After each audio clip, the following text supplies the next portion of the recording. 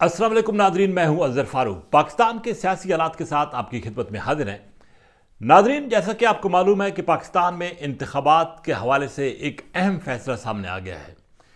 پنجاب میں صدر مملکت نے 30 اپریل بروز اتوار عام انتخابات کی تاریخ کا اعلان کر دیا ہے،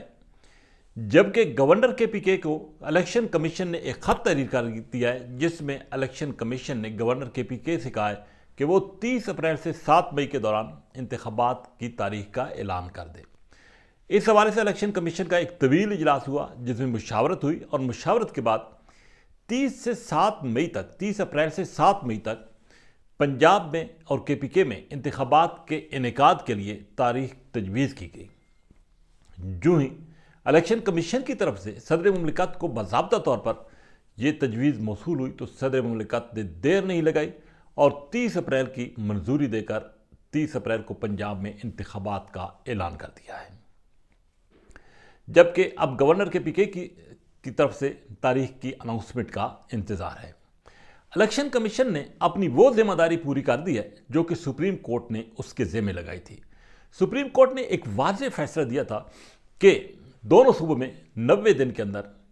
انتخابات کرائے جائیں اور آئین سے انحراف نہ کیا جائے۔ اس حوالے سے الیکشن کمیشن کو یہ ذمہ داری سونپی گئی تھی کہ وہ تاریخ تجویز کرے، تو الیکشن کمیشن آج اپنی ذمہ داریوں سے عہدہ برا ہو چکا ہے۔ دوسری طرف وزیر خزانہ اسحاق ڈار نے آج ایک پریس کانفرنس میں جب ان سے یہ پوچھا گیا کہ آیا الیکشن کمیشن کو وہ فنڈز بھی دیے جائیں گے کہ نہیں جن کے لیے جو انتخابات کے لیے ضروری ہیں، تو ان کا یہ کہنا تھا کہ یہ بعد میں حالات دیکھ کر فیصلہ کیا جائے گا۔ لیکن انہوں نے جو توجیہ پیش کی ہے KPK کے حوالے سے، ان کا یہ کہنا تھا کہ گورنر KPK یہ سمجھتے ہیں کہ وہاں پر سیکیورٹی کے حالات انتہائی خراب ہیں، اس لیے انتخابات نہیں ہو سکتے۔ ساتھ ہی وزیر خزانہ نے یہ بھی کہا ہے کہ سپریم کورٹ نے جو فیصلہ دیا ہے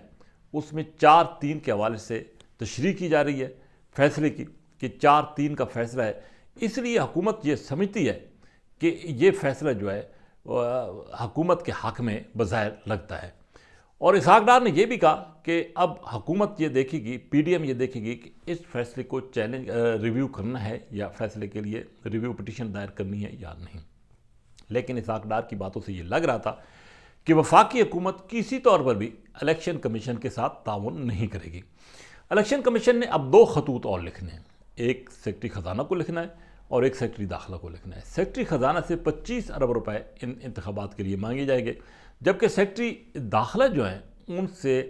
خط کے ذریعے سیکیورٹی مانگی جائے گی، جو کہ دونوں اس بات کا امکان ہے، اور جو حکومتی ذرائع وہ بھی بتا رہے ہیں کہ الیکشن کمیشن کو نہیں ملیں گے، نہ سیکیورٹی ملے گی اور نہ پیسے ملیں گے۔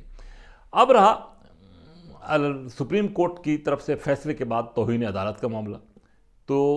حکومت یہ سوچ رہی ہے کہ جلد کچھ ہی دنوں کے بعد وہ ریویو پٹیشن میں چلی جائے گی۔ اور ساتھ ہی ساتھ حکومت ایک اور جو منطق پیش کر رہی ہے وہ یہ ہے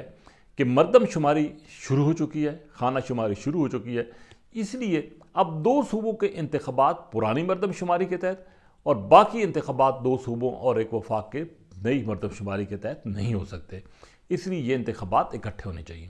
اس لیے اب حکومتی حلقے یہ کہہ رہے ہیں کہ شاید سپریم کورٹ سے دوبارہ رجوع کیا جائے گا ریویو کی شکل میں، اور یہ سپریم کورٹ سے استدعا کی جائے گی کہ سپریم کورٹ اس حوالے سے لچک کا مظاہرہ کرے۔ بہرحال الیکشن کمیشن کی جو ذمہ داری بنتی تھی وہ سے نبرد آزما الیکشن کمیشن ہو چکا ہے، لیکن حکومت الیکشن کمیشن کے ساتھ انتخابات کے لیے تعاون نہیں کرے گی۔ دوسری طرف PTI نے اس فیصلے کو خوشائند قرار دیا ہے اور ساتھ ہی ہفتے کے دن سے باضابطہ طور پر الیکشن کمپین شروع کرنے کا اعلان کیا ہے،